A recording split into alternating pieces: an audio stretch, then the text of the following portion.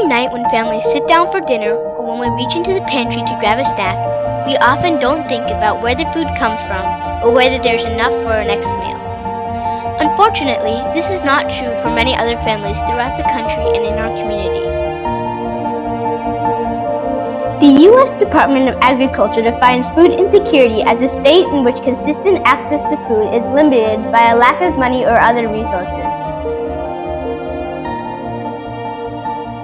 1 in 6 children in America face food insecurity. 20 million children access free reduced price meals through school. In 2016, 41.2 million people lived with food insecurity. 6.5 million of them were children. In the state of California, 1.9 million children are food insecure. That means there is a total of 4.9 million people in California experiencing food insecurity. In the city of Sacramento, 242,830 people lived with food insecurity. 88,290 of them were children. This means that the child food insecurity rate was 24.4%. That is almost 1 in 4 children being hungry.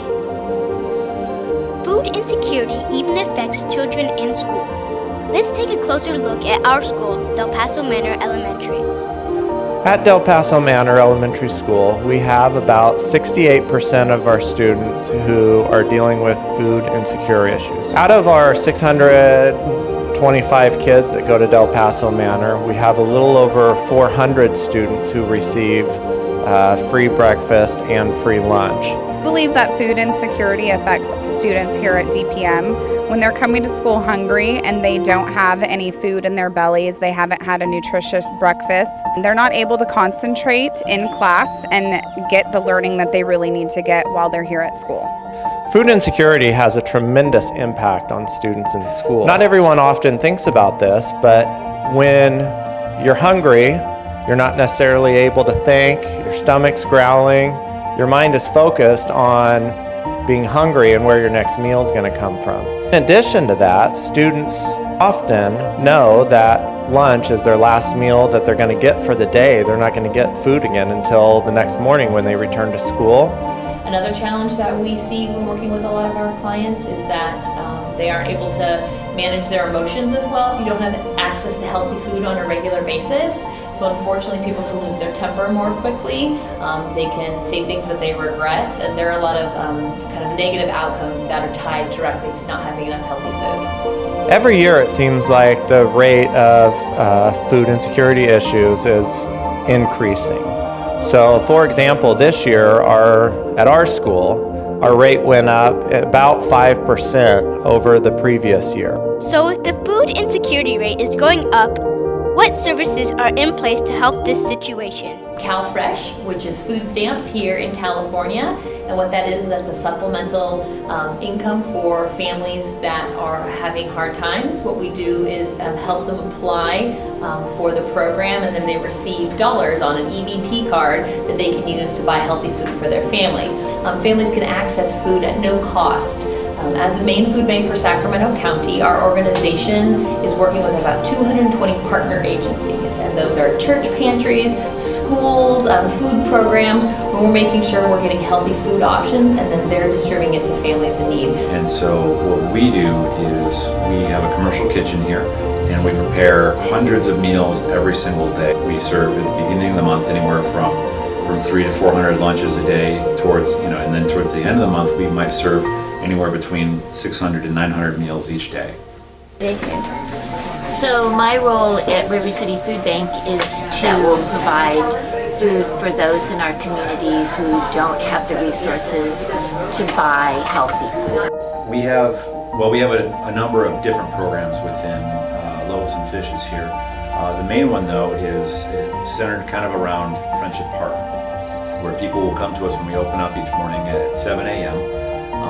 And a lot of times the first thing that people will do is they'll come in and they'll get a lunch ticket, and then they'll wait for their number to be called at lunchtime, and then once their number is called, then they go in and they get in line and they go through the food line, kind of like you would at your school cafeteria. We also offer something called Produce for All. We have a retrofitted beverage truck that pulls up to 15 different locations in Sacramento. We roll up our doors and we actually can distribute fresh produce. Several hundred families can receive food in just under an hour, and we're on our way. We also have health and nutrition. That's where we teach health nutrition classes, as well as classes in our demonstration garden, so people know how to eat healthy, prepare the food that they're receiving, pay attention when they're reading labels in the grocery store, etc. So anyone who needs food would come to our place here from 11:30 in the morning until 3 in the afternoon. And we go through a very short interview process where we can help them with other resources. And then they take their bags and go through the place where our groceries are, and they get to pick and choose the foods that they want to take home and prepare. And then they choose those foods and they're on their way.